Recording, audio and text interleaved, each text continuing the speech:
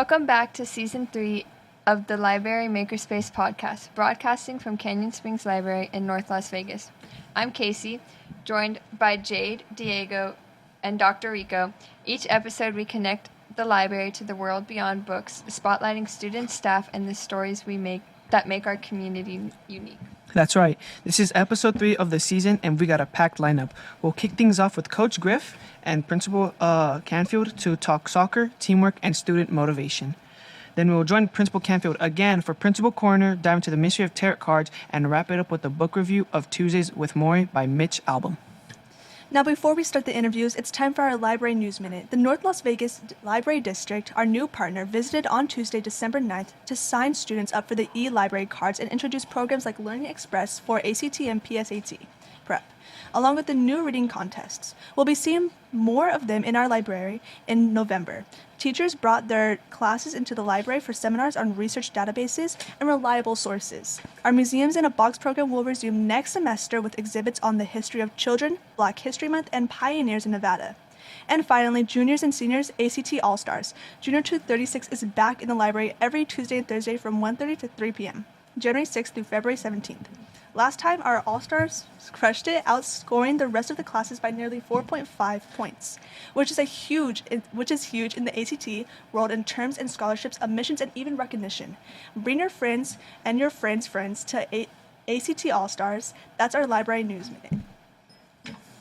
Sounds great. Let's get started with a fan favorite, sports, teamwork, and some library-style inspiration. We're thrilled to welcome Coach Griff from the Canyon Springs soccer program, and joining him is our principal, Mr. Canfield. Mr. Canfield also has a background in soccer. Welcome to both of you guys. All right, Coach, let's start off with you.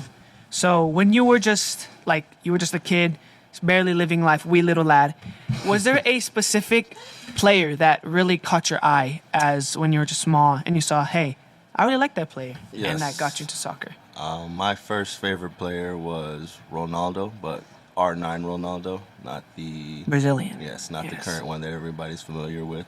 Also, another one of my favorite players at a young age was Alessandro Del Piero, an Italian player. I know, yeah. Mr. Canfield probably knows what I'm talking about. It's more his age. His age. Excellent. And then to you, Mr. Canfield, any players that really caught your eye? I'm going to stick to U.S. players. So the 1994 World Cup is where I really got into international soccer. And so Kobe Jones, and he was put on the national team. He was a outside right midfielder, and then Alexi Lawless, of course. And he was our stopper sweeper at times. Also Balboa, who was the keeper at the time. So that 1994 team really got me into really following the international game. Canyon Springs soccer has had an amazing run, especially in winning state last year. Now, what is the secret to keeping your players motivated through such a long and intense season? Still trying to figure it out. I think for last year's team specifically, I think because we hadn't won before and we had gotten close to achieving success, I think we kind of all felt like we dropped the ball, and I thought we had a better team, and we lost in the playoffs early. So I think with that experience of losing a game close to where the championship was and having a lot of those kids come back, I think they were very intrinsically motivated. And so I guess to answer your question, just kind of reminding them of we're not outcome-based. We kind of need to be a little bit more process-based and just focusing on the day-to-day tasks and being the best that we can be day-to-day, and ultimately the scoreboard will take care of itself. You've also worked with players from diverse backgrounds, including English language learners. How does that shape your coaching approach? I think it fits right into kind of just my world philosophy. I'm a military brat myself. My mother's German, my dad's African American, so I grew up in Germany. And with that being said, kind of embrace the English language learners. For example, my captain this year, we have never spoken English to each other in the 4 years that he's played for me. But you would think that most kids think I could speak Spanish because of our particular communication style. So the question, could you repeat the question for me? How does this shape your coaching approach? I think just being willing to work with kids from diverse backgrounds, diverse cultures, and have a culture where everybody's accepting everybody's individual characteristics are embraced in our team. All right, now off the Canyons field, let's go into the professional field. With the upbringing of just your favorite player, what professional team do you probably stick with, or professional team you go for now? My professional team is FC Bayern München, best team in München? Best team in Germany, yeah, because, well, obviously you grew up there, yeah, obviously.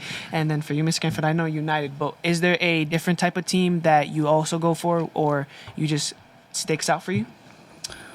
I would say, I stay in the EPL league, the European league. So I would say Man U, as a child growing up, you had Beckham and those players during that time.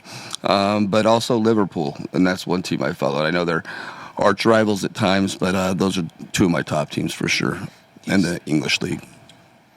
Okay. Now, we always tie things back to the library, right? Now, could you and Mr. Canfield take a look at this book called The Beautiful Game right here?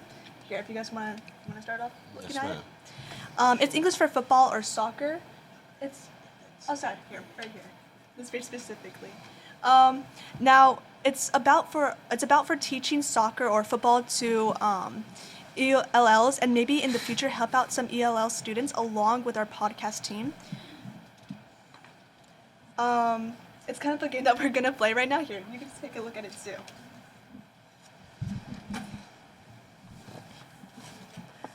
Okay, so it's a quiz, right? So, do you have any specific questions or quizzes that you can start? Quizzes? Yeah. Do you have any? You want to read that?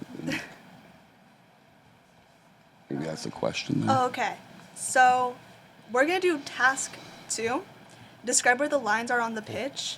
So, I'm going to read this to you guys, this line, and then you guys have to tell me what's in this missing blank, okay? Yes. So, a match is played blank the pitch. Inside. Inside? Okay. Do you agree with that one? Absolutely. I always agree with my boss. The pitch is marked blank a number of lines. Say that again? The pitch is marked blank a number of lines. I'm not gonna lie, guys. I've never played or watched soccer, so I really need you guys to help me out on this one. So we got sides, back, 18-yard box. So that's 4, 5, 6, 7, 8, 9, 10, 11, 12, 13, 14. Okay. I'll say 14 lines. 14 lines. There's not a number option. These are the options right here, Jade. It's like It's like a short story and you fill in the word. So Yeah. a match is 14 is played. not an answer. Go ahead. The pitch is marked by a number of lines. Let's start with the line. Oh. See, Okay. yeah, English language learning. I like what Yeah. you guys are doing. I see what you're doing. Okay, and then let's do this one now. Which Or- one? Let's start the line. That Yep, one? yep. So let's start the line blank. This is the halfway line which divides the pitch. The half field marker. Yeah, the half line. Half line? Is that an answer? Is that an answer? No, it's just in the middle, into, on either. Center. Oh, center? Center. What Okay. is it? Center of. Uh-huh. Oh. Oh, yeah, because let's start with the line center of this makes. Wait. We all This- need to work on our English around here. Okay. Do one more. Okay. This one starts with a blank, guys. Blank two halves. No, Jade. What? This is the beginning of the sentence. That's a period. This was in. No, because this Okay. was part. You know, we're skipping that one. In the blank, the halfway line, there's a center Center circle. Yeah. spot. Center spot, the kickoff spot. Yeah. There's no kickoff option. Wait. Guys, why are we? It's okay. It's the book. It's the book's fault, not you. Yeah. Do you guys know what's in the halfway line? The Center circle. Center circle. circle, Yeah. and then just the kickoff spot. Blank. The match is kicked off in the center circle. Center circle. Yeah. And there's a little dot in the middle. Yeah. You know what, guys? I think we won the game. All right. I think we won the game. That was good. Great teamwork. Yeah, that was a So, good game. Yeah. For the last part, because of the recent 2026 World Cups for Mr. Canfield and Coach Griffin, what are your World Cup predictions? Germany in a landslide. Germany against France in the final, and Germany's going to win Really? 3-1. See, for me, I feel like with recently just the great of Spain, all their youngsters, Lamine Yamal, Who else? Nico, he fell off a little bit, but he's still great. And then what else? France too. Mbappe's on a historical run with Cherokee. Even for my team, I'm not gonna like try to overcome Man City like that, but Cherokee's amazing. And I just think Norway too, not to just also just get over Holland, but he's having an amazing season. And just overall, the whole team is Norway's being a very good, great country. Can I be the podcaster and who do you think's going to win? Norway. I think Norway. I think the final is going to be Norway and France, because France is just having just a great lineup for the whole, like every single spot. For you, Mr. Canfield? Yeah, you guys know a little bit more than I know about the international game, but I mean, I always fall back, and I don't know how good they are this year, but Brazil, it seems like they're always in the making. But, once again, USA. Let's get out of the first stage, and then let's see what happens. We get in the 16 round, and, you never know what can happen. So, as playing in the United States, also Mexico and Canada, I think we're going to have a good opportunity to get out of stage one, and that's the goal, right? And so that's what I'm looking forward to. And I just love that time of the World Cup when it's off shores, you got to wake up at like 2 a.m. to watch a game. That's always fun. Now that it's over on our side, it'll just be exciting. That month of soccer is just so thrilling during that time. So we'll be rooting for the USA the entire time. We play Australia and who else? It was Australia and then there's Paraguay. So we have a good shot there with those two teams. And then the third we're not sure about. But it's gonna be some like random team. But I think you guys have a good shot in their type of group. That's all I'm also saying just for Norway and too, because Norway and France, they also are in the same group, and I think that matchup is going to be a very great World Cup match. Even though if it's not the final, that will happen. I think that just those two, just to start off, is a very great beginning to the World Cup. Do you guys have it's just still country, but do you have any countries you think that you could win? I think either France or Norway. That's always been my go. Nice. Why? Once again, never watch any sports. I'm not gonna lie. I watch hockey once though. Yeah. Yeah. Beautiful. Yeah. That's it. I don't know what they were doing. But So they basically, Germany, you think's going to win. basically Germany. You think Germany's going to win the World Cup? Oh, I think you're. Wait, what? What? Why Germany? Yes. Just What? Just say it. Just agree. I Yeah, agree with you. I got your back because you never watched it, but you have watched it. Okay. I guess Germany now. Feeling Germany. Actually, I've watched it before. I know Germany's gonna win. There you go. That's my girl. Class in this delay was going to kill me. Yeah. Yeah. Alrighty then.